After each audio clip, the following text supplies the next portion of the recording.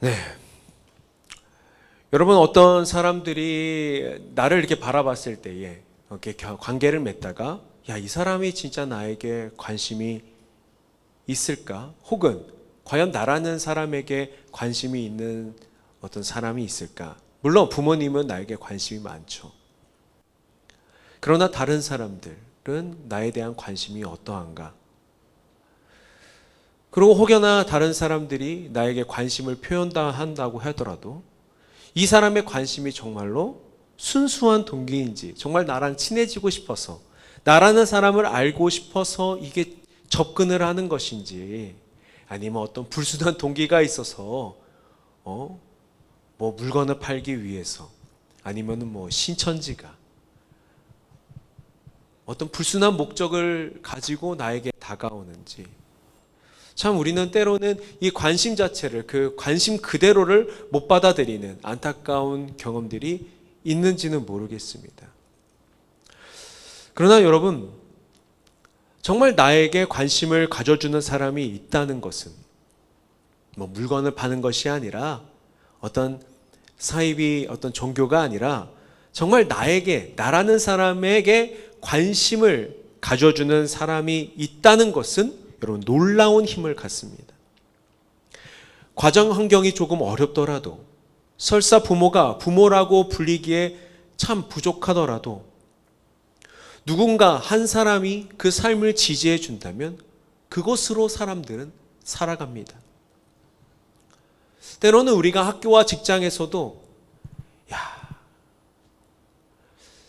그 가정과 그 직장에서, 학교에서 가장 힘든 것은 나 혼자라고 생각될 때가 정말 힘든 거예요. 꼭 어떤 성격 때문에 그런 것이기보다도 때로는 우리가 뭐 회사의 어떤 관계들 때문에, 일 때문에, 뭐 좀 극단적으로는 회사의 비리를 내부 고발한다든지, 회사에서 인력의 감소로 물리적으로 업무 공간을 격리시키는 그런 나쁜 모습들은, 고립시키는 것은 정신적으로 고통을 주는 악한 행동이죠. 이렇게 어떤 사람과의 소통과 관심은 우리가 살아가는 데에, 우리가 사회를 구성하는 데 있어서 매우 중요한 요소들입니다.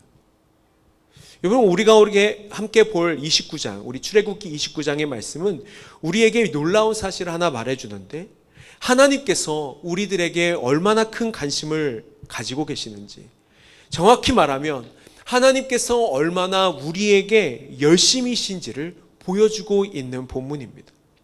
우리 출애굽기 우리 29장 45절 46절을 다시 한번 우리가 함께 읽어볼까요? 시작. 내가 이스라엘 자손 가운데 머물면서 그들의 하나님이 되겠다. 그리고 그들은 바로 내가 그들 가운데 머물려고 그들을 이집트 땅에서 이끌어낸 그들의 주 하나님임을 알게 될 것이다. 나는 그들의 주 하나님이다. 이 짧은 구절에서 하나님은 두 번을 머물려고, 거주한다라는 표현을 사용하십니다. 그리고 그 마지막에는 이렇게 말씀하세요. 내가 그들 가운데 머물려고 그들을 이집트 땅에서 이끌어낸 그들의 주 하나님을 알게 될 것이다. 나는 그들의 주 하나님입니다. 여러분, 이게 무슨 뜻입니까? 하나님이 이스라엘을 구원하신 이유가 바로 여러분과 함께, 그 이스라엘 백성들과 함께 살기 위해서라는 거예요. 함께 거하기 위해서, 함께 머물기 위해서, 동행하기 위해서 그들을 구원하셨다는 거예요. 이것이 바로 하나님의 열심입니다. 여러분, 여기서 머문다, 거주한다는 말이 정확하게 무엇을 이야기하는지 우리는 살펴볼 필요가 있어요. 히브리어로는 샤칸이라고 하는 단어인데, 이 단어는요, 잠깐 머물고 거주하는 것과는 완전히 다른 의미예요. 샤칸이라는 것은 천막을 치고 정착한다는 거예요.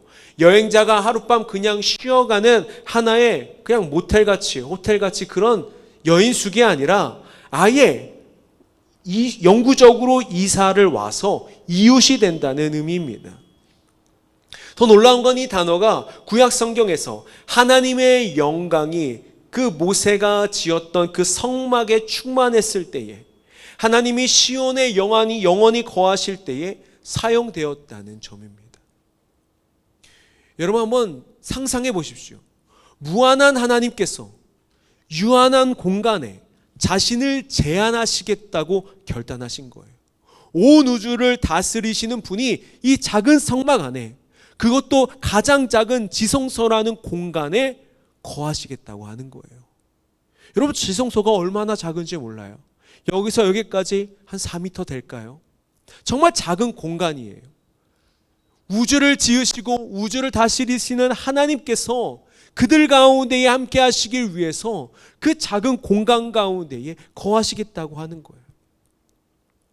하나님의 아들이신 예수께서 이 지구에 우리와 함께 하기 위해서, 우리의 삶에 머무시기 위해서, 그 죄의 장막이라는 장벽을 허무시기 위해서 이 땅 가운데에 오신 겁니다. 이게 얼마나 놀라운 일입니까? 만약에 여러분, 어떤 대기업의 CEO가 신입사원과 친해지고 싶어서 그 회사 직원이 살고 있는 원룸 옆에 굳이 이사를 온다고 생각을 해봐요. 친해지기 위해서. 우리는 어떤 생각이 들죠? 굳이 저렇게 할 필요가 있을까라는 생각을 당연히 할 겁니다. 어떤 사람들은 제정신이 아니다라고 이야기할 수 있을 거예요. 근데 여러분, 그 정도의 어떤 놀라움이, 비견할 수 없을 정도의 놀라움이 하나님께서 그 아들 예수를 우리 이 땅 가운데에 보내주신 것입니다. 그 성막 가운데에 거하시겠다고 이야기하시는 것, 이것이 바로 하나님께서 우리를 향한 열심입니다. 여러분, 구약시대에는 많은 제한들이 있었어요. 성막도 있고 성정도 있고 그 안에는 휘장도 있어서 대제사장은 그 지성소라는 곳에 들어가기 위해서는 1년에 딱 한 번을 기다려야 됐어요. 하나님을 만나고 싶어도 제사장 중에 가장 높은 대제사장이지만 함부로 들어갈 수 없었어요. 그곳에 들어가기 위해서는 마음을 딱 먹고 허리에 줄을 매고 들어가야만 했어요. 왜냐? 그곳에 들어가서 그 민족의 죄가 심판되어서 그 대제사장이 대표로 죽을 수도 있기 때문이에요. 죽으면은 거기는 대제사장만 들어가야 되는 곳이기 때문에 사람들이 밖에서 줄을 당겨서 끌어냈어요. 근데 하나님은요, 여러분, 포기하지 않으셨어요. 우리가 구약의 역사를 쭉 보면요, 구약의 역사는 사실 이스라엘 사람들이 하나님을 배반한 역사거든요. 말을 더럽게 안 듣는 역사거든요. 말라기 마지막까지도 이스라엘은 돌이키지 않아요. 우리가 잘 알고 있는 11조에 관한 그 본문 말라기서에 보면은 내가 너희를 위해서 내가 너희를 여기까지 인도했다는 것, 내가 이스라엘을 선택했다는 것을 너희들이 인정하기만 하면 내가 너희를 위해서 하늘에 쌓아둔 보물을 내가 내려주겠다 라고 하나님께서 그렇게 말라기라는 선지자를 통해서 말씀하셨는데도 불구하고 그들은 돌이키지 않았어요. 근데 하나님은 포기하지 않으셨어요. 언젠가는 더 가까이, 더 자유롭게 함께 하시기 위한 그런 열심이 있으셨다는 거예요.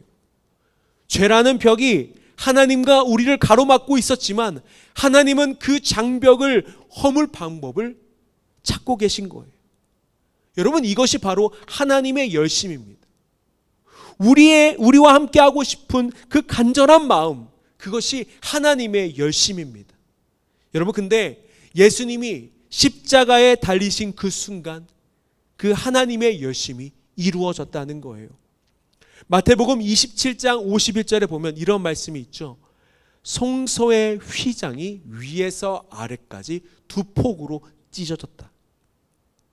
그래서 둘이 됐다는 거죠. 여러분, 이 휘장이 얼마나 두껍고 거대했는지 아십니까? 역사가 요세푸스의 기록에 따르면요, 이 휘장이 손바닥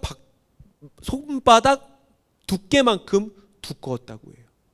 그냥 얇은 커튼 같은 것이 아니라 아주 두꺼운 천막으로 만든 휘장이었어요.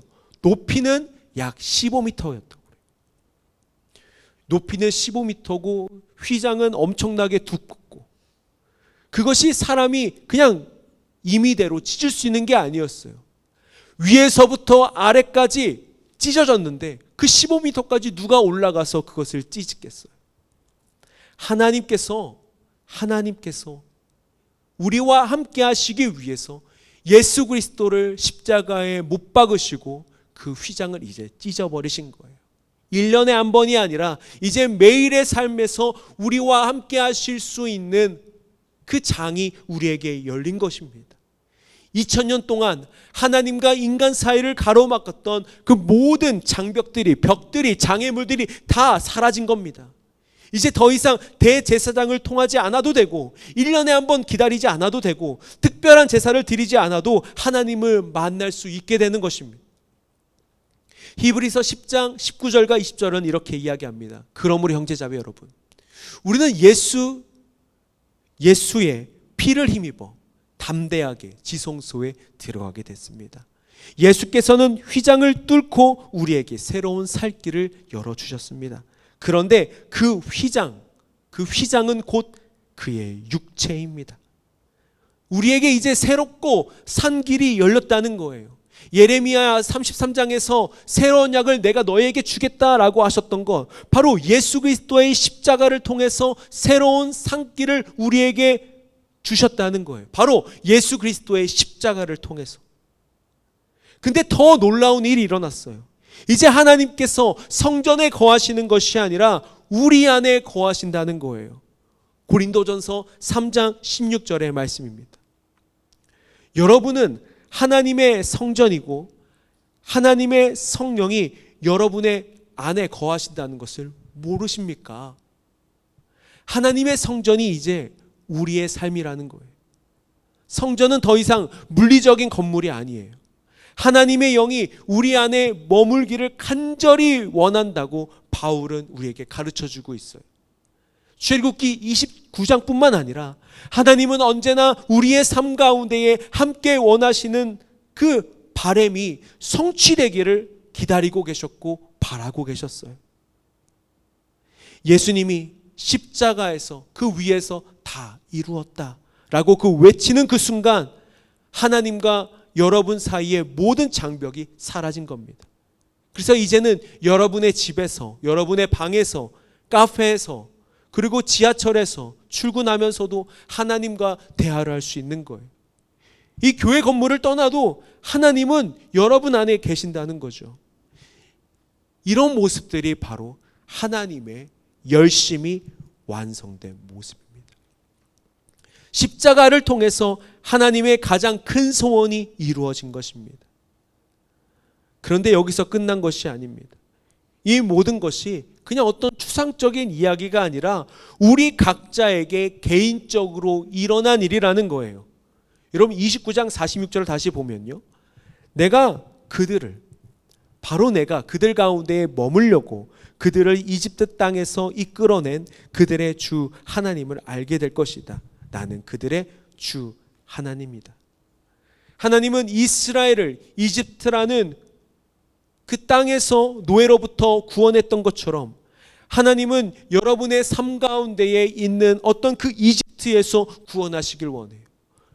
어떤 사람에게는 절망이라는 이집트, 어떤 사람에게는 중독이라는 이집트, 어떤 사람에게는 우울증이라는 이집트, 어떤 사람에게는 관계의 두려움과 실패에 대한 이집트에서 구원하시기를 원하시는 것이 바로 하나님이십니다. 왜 하나님께서 그곳 가운데 여러분을 구원하시길 원하는가? 그것은 여러분 단순하게 여러분의 고통에서 벗어나게 하기 위해서가 아니라 궁극적으로는 최종 목적지는 여러분과 함께하기 위해서, 여러분과 함께 동행하기 위해서 그렇게 하신 것입니다. 하나님은 우리 각자의 이름을 부르시면서 우리를 구원하셨습니다. 그래서 예레미야 1장 5절에는 내가 너를 모태에서 짓기 전에 너를 알았다, 내가 너를 선택했다라고 이야기하고 있습니다. 하나님께서는 여러분을 계획하셨기 때문에 여러분을 태어나기 전부터 여러분을 알고 계셨고 여러분과 함께하고 싶어 하셨습니다. 이게 바로 하나님의 열심이라는 거예요. 여러분 지금도 하나님의 열심은 계속돼요. 여러분이 취업을 준비할 때도, 진로를 고민할 때도, 연애할 때도, 미래가 불안할 때도 하나님은 여러분과 함께 하시길 원하고 계십니다. 우리의 각자의 삶에서 때로는 실패할지라도 좌절할지라도 하나님은 결코 포기하지 아니하시는 하나님입니다. 왜냐하면 하나님의 열심은 변하지 않기 때문이에요. 십자가를 통해서 이 모든 길을 열어놓으시기 때문에 언제든지 여러분은 하나님께 나올 수 있고 하나님은 여러분을 언제나 기다리고 계십니다. 혹시 여러분 너무 힘들어서 하나님께 이렇게 물어본 적이 있습니까? 하나님, 정말 제 인생에 관심이 있기는 하신 겁니까? 라고 물으신다면 대답은 그렇다라는 겁니다. 그것도 아주 큰 목소리로 그렇다라는 거예요. 작은 고민들, 작은 일상들, 작은 꿈에도 하나님의 열심은 여러분의 삶 가운데에 함께하고 계시다는 것. 여러분, 우리는 이제 그리스도인으로서 어떻게 살아야 될까요? 무엇보다 하나님의 열심을 믿어야 됩니다. 하나님의 열심으로 인하여서 예수님이 십자가 지셨고 하나님의 열심으로 인하여서 홍해를 갈라서 그들을 가나안 땅, 그 약속의 땅으로 인도하신 그 하나님을 우리의 하나님으로 우리가 믿을 때에 우리는 하나님께서 주시는 그 풍성한 삶을 우리 누릴 수 있는 겁니다. 여러분, 이 사랑은, 하나님의 사랑은 어떤 조건이 있지 않습니다. 우리가 잘해서가 아닙니다. 하나님께서 우리를 향한 열심이 변하시지 않기 때문에 하나님께서는 우리를 사랑하고 계시는 거죠. 그렇기 때문에 우리의 삶 가운데에 여러분 함께 하나님과 걸어가는 것을 상상하시면서 그렇게 살아가길 원합니다. 큰 결정뿐만 아니라 작은 선택도 하나님과 함께 상의해 보세요. 하나님, 오늘 이 일들을 어떻게 하면 좋을까요? 어떤 게 하나님의 뜻 가운데에 서 있는 것일까요? 어떻게 이 사람과 관계를 맺으면 좋을까요? 전 청년 생활 가운데에 많이 걸어가면서 하나님께 기도했어요. 호주에 있을 때 제 그 지하철역이 한 30분 걸어가야 됐었거든요. 30분 동안 사실 뭐 아는 사람도 없고 밤엔 또 무섭고 하니까 저 혼자 그때 뭐 여자친구가 있는 것도 아니고 하나님과 그렇게 대화를 많이 했던 것 같아요. 처음엔 어색해요. 처음엔 참 어색해요. 그러나 이런 일상적인 대화가 우리의 기도를 깊어지게 하는 거예요. 하나님을 만날 수 있게 돼요. 여러분, 정말 5분만이라도 여러분 하나님과 대화하기 위해서 여러분 노력해 보세요. 그냥 일상 가운데에 하나님께 이야기를 걸어보세요. 엄마가 갑자기 여러분을 쟤 왜 저러냐 혼잣말을 하고 그래. 그럴 수 있으니까 여러분 걸어가면서 하나님과 여러분 방에서 여러분 함께 샤워하면서도 하나님과 대화할 수 있어요. 여러분의 삶에서 하나님을 한번 찾아보세요. 여러분이 가지고 있는 그 달란트를 통해서, 공부하시는 것을 통해서, 여러분의 직업을 통해서, 여러분의 관계를 통해서 하나님은 여전히 하나님의 뜻을 여러분의 삶을 통해서 여러분과 함께하면서 이루시길 원하는 거예요. 그것이 하나님의 나라가 이루어지고 하나님의 나라가 확장되는 거예요. 하나님 나라의 확장이 꼭 많은 사람들이 이 교회를 채운다고 해서 하나님의 나라가 늘어나느냐, 그런 것은 아니에요. 정말 한 사람이 진실로 하나님을 경험하고 만나고 체험할 때에 하나님의 나라가 확장되는 것이지, 우리가 어떤 것을 통하여서 여기를 꽉 채운다고 해서 하나님의 나라가 확장되는 것은 아니에요. 정말 하나님 나라가 확장된다는 이 개념은 정말 지극히 인간적인 개념일 뿐인 거예요. 여러분, 그리고 우리의 예배 안에서 여러분의 일상에서 하나님을 경험하시길 바랍니다. 여러분, 우리는 우리의 삶과 우리의 예배 가운데에서 하나님을 체험해야 됩니다. 우리 기독교는 여러분 어쩔 수 없이 체험의 종교입니다. 어쩔 수 없이 하나님을 경험해야 되는 종교입니다. 아무리 텍스트북을 많이 본다고 해도, 아무리 성경을 많이 본다고 해도 우리는 하나님을 알 수 없습니다. 하나님께서 우리의 삶 가운데, 예배 가운데에 우리의 마음에 오시지 않으면, 우리의 마음에 감동을 주시지 않으면 우리가 어떻게 살아갈 수가 있겠어요? 어떻게 결단할 수가 있겠어요? 목사님이 저렇게 하라고 하니까 그렇게 해야 되는구나. 그렇지 않아요. 그것도 하루 이틀이죠. 우리가 영원한 소망을 갖기 위해서는 하나님을 만나야 됩니다. 오늘 말씀을 함께 나누는 우리 모든 청년부가 하나님의 열심을 깊이 경험하는 삶이 되기를 원합니다.